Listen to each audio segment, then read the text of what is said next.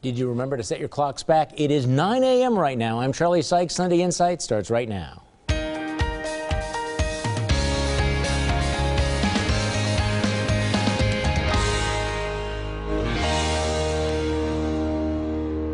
Good morning and welcome to Sunday Insight. In the week that was, the MPS board approves an innovative plan to let a high-performing charter school, Carmen, partner with struggling Pulaski High School.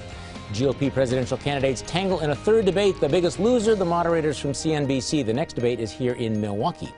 The Obama administration sends special forces into Syria. The Bucks open their season with a home loss to the Knicks. The Packers take their 6-0 record to Denver to take on the undefeated Broncos. But the week's big story around here? Mr. Speaker, the Speaker-elect. Wisconsin's Paul Ryan becomes the youngest House Speaker in 130 years, becoming the most powerful legislator in state history. Paul Ryan was elected with 236 votes to the job that he repeatedly said he did not want, but he set a tone of conciliation in his first remarks to the House. But let's be frank. The House is broken. We're not solving problems. We're adding to them. And I am not interested in laying blame. We are not settling scores. We are wiping the slate clean. Neither the members nor the people are satisfied with how things are going. We need to make some changes, starting with how the House does business. Joining me on our panel this morning, the Milwaukee Community Journal's Michael Holt, political consultant Mary Jo Boss, political strategist Linda Bruin, and the managing editor of WrightWisconsin.com, Colin Roth. You know, it was really an amazing moment. I have to admit, I'm kind of jaded and a little bit cynical, but to see Paul Ryan, 45 years old, get that job, this doesn't always happen, you know, when you think about it, that a guy who is, you know, this innovative, this bright, this kind of a decent guy, that he gets the top job. Third in the line of succession to the presidency. It really is an amazing moment, and to think of how far Paul Ryan has come from someone who was wandering out in the wilderness, ostracized, putting out budget plans and entitlement reforms to take this job, and now to be the chief spokesman for Republicans and conservatism. It's a big moment. Okay, Michael Holt, the conventional wisdom is, though, that he's going into basically a snake pit, and that, you know, even though he's got a honeymoon going right now, it's not going to last. What do you think? Yeah, you know, the condition he set out was that he gets support from all corners of the Republican Party. And of course, the, Freedom Caucus said that they would give him support after criticizing him. You know, they're going to go on the attack probably within a week or two.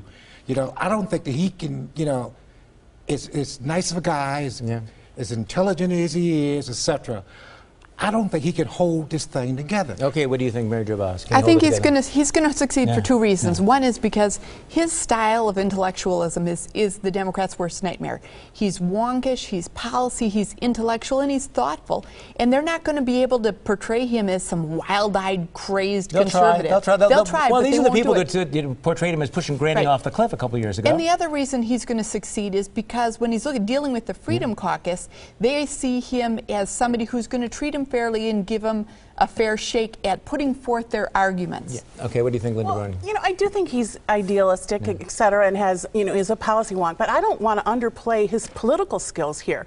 He didn't beg Republicans to vote for him. He basically dared the Freedom Caucus not to vote for him. On the other hand, he did this great political move with them. He originally wanted the rule in the House where one member of the House of Representatives can call for a vote to remove the Speaker of the House on a supermajority. He viewed that as a threat to his Speaker's power. And originally he was going to insist on that to be removed before he be elected, but the caucus didn't like that. So he worked out an agreement with them to deal with that afterwards. So to me, that is a good negotiator who makes compromises and shows he can work. Well, I think you have the inside game and the outside game. The inside game is the things like regular order and working with the caucuses and the various other interest groups. And I think that he's already shown an ability to do that. I mean, the fact that, you know, he was able to get them to adopt his budget plans in the past and the kinds of concessions that he made there. But also, don't underestimate this outsider game, which is the public persona that he presents. He represents generational change, and as of this morning, he is the face of the Republican Party right now. I mean, forget about the presidential candidates for the moment. You have this young, dynamic, principled, intelligent guy. He is on all 5 of the Sunday morning talk shows. Don't underestimate the significance of this. I think what he's going to do is that he's going to reimagine and re-engineer the speaker's job, that it's not just going to be a behind-the-scenes nuts and bolts job, that he is going to be, an aspirational speaker. He's going to do something that, I suppose you could compare him to Newt Gingrich, but he's no Newt Gingrich. He is much more disciplined. Newt Gingrich had his own, kind of weird quirks and his own demons, and Paul Ryan is not Newt Gingrich. No, and he comes with his own set of skills and his own assets, and I think what everyone knows about Paul Ryan is that he's something of a visionary. He's something who wants to push the envelope in terms of reform. He took on poverty, something that wasn't an issue for the Republican Party for decades. I think it's going to be really interesting to see how he moves the caucus to move on some of those big ideas. Yeah, there's an opportunity for Republicans, which they of course may screw up. They have a good track record. But you can imagine a presidential ticket led by somebody as young as Marco Rubio, Speaker of the House Paul Ryan. You suddenly have the Republican Party looking much more younger and dynamic. Where the Democrats, who have they got? They got they got the geriatric caucus there. You got Hillary Clinton, you got Bernie Sanders. It's kind of a paradox, isn't it? Right, and it's not just the illusion of youth. It's a new way of doing things. They want to get things done. They want to change the way things happen. Yeah, again, one of the more interesting storylines here is not just how reluctant Paul Ryan was, but how incredibly dysfunctional and messy that whole process was. And yet, at the end of the day, you come out with somebody like Paul Ryan. Not a bad outcome. So what is your glass half full? And what is your glass half empty this week? Let's go around the table. Michael Holt, you are first. My glass is half full because Ben Carson, a black man, has moved to the top of the Republican presidential sweepstakes. My glass is half empty because Ben Carson, an out-of-touch black man, he is black, has moved to the top of the Republican presidential sweepstakes. Mary Jo Boss. My glass is half full because the Bucks tipped off their new season with excitement and optimism we haven't seen for a long time. My glass is half empty because the team announced that their new arena will not be ready for play until 2018. Linda Bruin. Well, my glass is half full because China is finally ending their one-child-only rule. But it's half empty because China will still use forced abortions and forced sterilizations to enforce their new two-child-only rule. Colin Roth. My glass is half full because Carmen and Pulaski partnership mustered narrow approval from the MPS school board. It's half empty because it's hard to imagine this new reform momentum without pressure from the state in the form of the much maligned recovery district. Well, my glass is half full because the mainstream media bias was on full display at last week's CNBC debate. It's half empty because there's no sign at all that anything is going to change anytime soon. Next on Sunday Insight, a win for reforming Milwaukee Public Schools.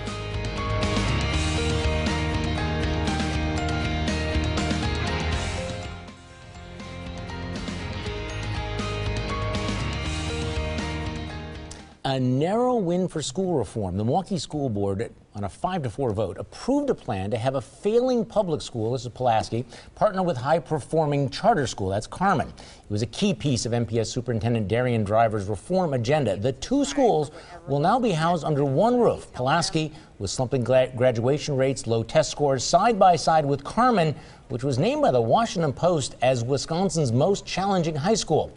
The partnership had been bitterly opposed by the city's teachers union. The significance of this move, Mary Jo Boss. Well, it's a win. It may have been a narrow win, but it's a win, and it shows that MPS understands that either they fix their own house or somebody's going to come in and tell them how to do it. I think another part that we saw in play was similar to Act 10. The unions overplayed their hands. They made it so ugly that even those who were inclined to support him didn't want to go anywhere near their cause. Okay, Colin mentioned this before a little bit earlier.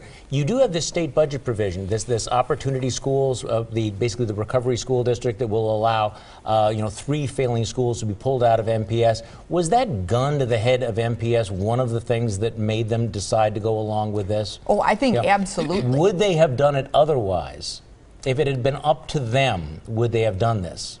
Given that the vote was 5-4, I question whether it would have happened. Which suggests that the MPS board will do the right thing if they're forced, or, if they think that it's going to happen for them. What did you think of this vote? I I guess I'm not surprised that it's close, and not just because the school board has been ineffectual and had issues in the past, but because this is actually a big, major change for MPS. And major change is real controversial. I actually think it's a very good move. I think, contrary to what some folks are saying, Pulaski has some things to offer Carmen students. It's not a one-way street. I think this is two-sided. Pulaski has had some bad achievement scores, but they have one of the best automotive programs in the state. They have a strong bilingual program. But I think there's other benefits too. 1/4 of their students have disabilities, whereas Carmen's kids, less than 4% have them. So you look at that and they can share some strengths. And I think that the lessons we learn from this could actually improve MPS beyond the school. It is going to be an interesting story, but you have Pulaski that was built for 1,600 students. They only have 1,000. You have Carmen, which is busting at the seams. They have a waiting list of 400. This will allow 200 more children to be admitted to this high-performing charter school. You would think this would be regarded as a win-win scenario. It was pretty controversial. It was controversial, and it just shows that there is some momentum here, even though if it's ugly and staggering at some points, that the status quo doesn't work, that having 55 failing schools in this school district is a scandal. I'm really excited to see what happens with it, and I give a lot of credit to those who push it through. Well, it brought to light, for me, as someone who's been involved in this school choice movement for 25 years now, you know, it was like deja vu. These were some of the same rationale and excuses, misguiding information that the teachers union put out then. You know, they brought in, said this was Nazism, that this was resegregate. The district's already segregated. I mean, the whole ball of wax. You know, the person I have to get credit for, and I was talking with a teacher at the fitness center, a retired teacher who doesn't like the teachers union, and he and I were going to make this bet. He said that the school board would shoot it down because it was a 5-4 majority of PON for the teachers. That's him saying PON, not me. But the key was Wendell Harris. Yes, it was. Wendell Harris, whose wife is a retired teacher, who has supported public schools at the expense of private schools in the past, finally came to the conclusion that this is not about adults, which the teachers union wanted to make it. This is about children.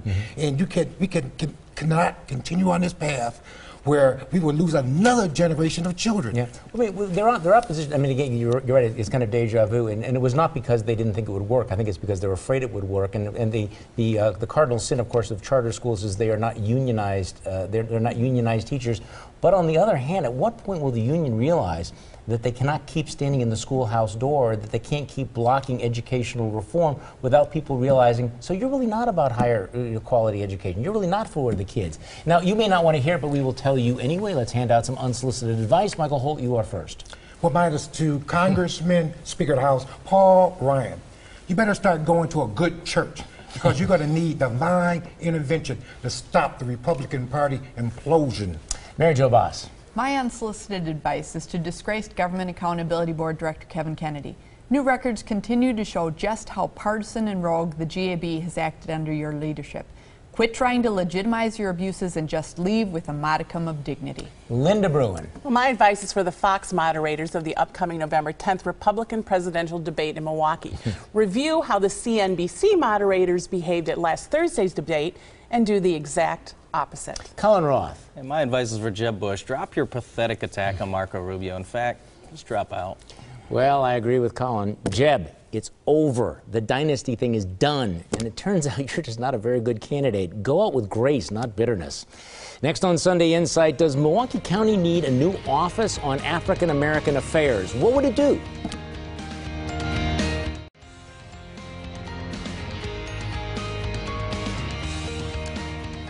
Milwaukee remains one of the most segregated cities in the country. The black unemployment rate here is one of the worst. The gap between white and black students is one of the highest. The response?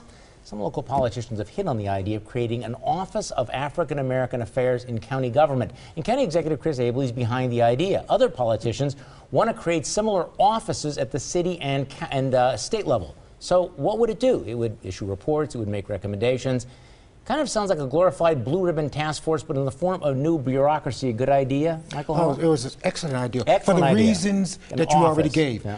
Milwaukee, by two different, and I think Colin was about 2 different surveys shows that Milwaukee is the worst city in the United States of America, in North America, on this planet the problem for black is real. people. The problem is real. The question is whether the solution matches up with the problem, or whether it's politicians who don't have any real ideas who just come up with a press release. No, what they want to bring this whole issue to the forefront. For example, and they're going to bring this up at the city level and the state level. So you have 3 bureaucracies. Right. Well, it depends on who is chosen at those different levels, or where they consolidate into one department. But let me give you an example. Milwaukee is the only city of its size in the United States of America that does not have an MBE program. The Hispanic Chamber sued, and then Tom Barrett dropped the whole program. So there should be one. Should there be an Office of Hispanic Affairs? Should there be an Office of Transgender Affairs? Should there be an Office of Women's Affairs? If they raise a question. Okay. Now, again, we're 40% of the city's population. You notice that I'm not challenging the reality of the problem. I'm challenging the sort of symbolic solution, because these are the same politicians who you have called out on this show for doing nothing, have done nothing to change the educational system, have done nothing to change the jobless situation, have done nothing to deal with the fundamental underlying problems, and yet you're willing to say what a great idea is, that they're willing to create a bureaucracy if they put a true advocate in that position. If somebody who is not beholden to the Democratic or Republican Party or the special interests. These are elected officials. Aren't they supposed to be the advocates? Yeah, they aren't. Well, that's the point. So at least they're taking a step forward. I'm actually going to tell you that this. I also think this is a good idea, because I've looked at some of these offices of African American Affairs, or commissions, in other states in the country, and in states where you have low minority populations like Wisconsin's, these commissions have been particularly effective in getting. This is an office. Well, some of them are called commissions on affairs and African American Affairs. Some are called offices. They've been particularly effective. What I question about it, though, the part I have a concern about, is in most other places in the country, there's one at the state or the county, not at all 3 levels. Colin Roth. Yeah, what we just talked about, something like the Carmen Partnership, I mean, that is going to do more for young African-American children in terms of ensuring opportunity. This city does have real problems, but there's a huge opportunity. You go downtown, you see all this construction, you see all this development, but that stuff is easy. What we need is leadership on education, on public safety, and on opportunity. This is virtual reality, where you go through the motions, you look like you're dealing with a problem, you put out this thing, and then you pose for holy pictures. The problem, when I refer to the Blue Ribbon Task Force, that's my shorthand for when politicians either don't have an idea or don't actually want to do anything. They create a Blue Ribbon Task Force. Something to put on campaign literature. Just simply to put on campaign literature. Anything going to come of this? Well, no, because every time there's a task force or a Blue Ribbon Commissioner, nothing comes of it. We need to demand of our politicians. These are real problems and serious things. We have bureaus and groups that to deal with every single one of these issues, and we need to deal with them. We need to demand accountability and say, you're out there. I don't know how you can have some of the worst performing, some of the worst quality of life statistics in the black community in the entire country, and not be willing to try a type of advocacy commission type work that have worked in other states. They have good track records in other states. Who are African American, who need to and they work with other elected officials in other states as well. How can you not try it? Here's the problem of you liberals, because every single problem you say create another government job. What is it you don't get? Let's go around the table. Michael Holt, you're first. What I don't understand is how or why teachers union officials could say with a straight face, integrating a successful charter with Pulaski High School will promote segregation and link the merger to Nazism? Mary Jo Boss. Charlie, what I don't get is why proponents of the Export-Import Bank don't lead with the fact that it returned over $1 billion to the U.S. Treasury after covering all its expenses in 2013. Linda Bruin. Given the threats made against Governor Walker and his family, knowing the identity of everyone who visits the governor's mansion has got to be a top priority. That's why it's so hard to believe Walker's claim that 5 months of visitor logs can't be released because no one kept them.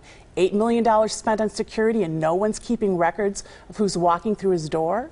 Colin Roth. Well, what I don't get is why Congressman Glenn Grothman flip-flopped on the Export-Import Bank. He said he'd oppose the bank on the campaign trail and then voted for it last week.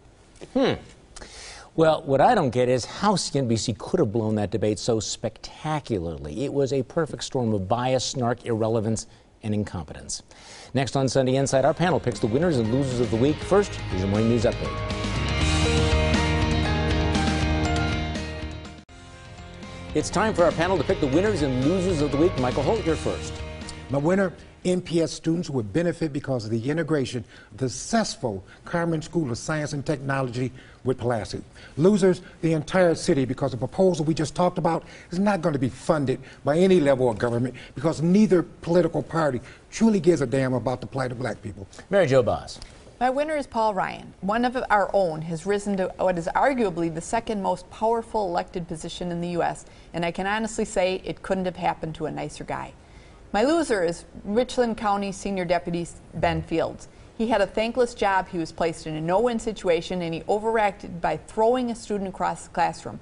Now he's out of work, and unfortunately, the poster child for cops out of control. Linda Bruin. Well, my winners are Senator John Erpenbach and Representative Gordon Hintz for introducing a bill that would allow veterans returning home from service to receive vouchers for immediate mental health treatment while they wait for VA services to start. This will close a serious gap in veterans' mental health care and be paid for with federal mental health funds that the state is already receiving but hasn't used. My loser is Jeb Bush, once a top contender and qualified to be president. Bush's low-energy persona is killing his candidacy. Americans don't want an entertainer-in-chief, but they do want candidates who can think on their feet and communicate a clear vision for America. Colin Roth. Well, I'm not always a huge fan. The Freedom Caucus is my winner this week. Love them or hate them, they bounced John Boehner and Kevin McCarthy, and we have a serious upgrade in Speaker of the House, Paul Ryan. It doesn't happen without him. My loser this week is the Milwaukee Teachers Union, who not only failed in their attempt to derail an innovative school reform, but used ugly racial epithets to stir division and fear. Well, loser, I agree. Again, the Milwaukee Teachers Union, which went all out to kill the Pulaski-Carmen partnership, they aren't losers because they lost. They're losers because they exposed once again how little they care about good education or kids. Winner Paul Ryan. You know, it's not supposed to happen this way. The smartest, most principled, most decent guy isn't supposed to get the big job, but he just did. Thanks for joining me, and joining me on my radio show on Monday morning on News Radio 620 WTMJ from 8:30 until noon. Have a great week.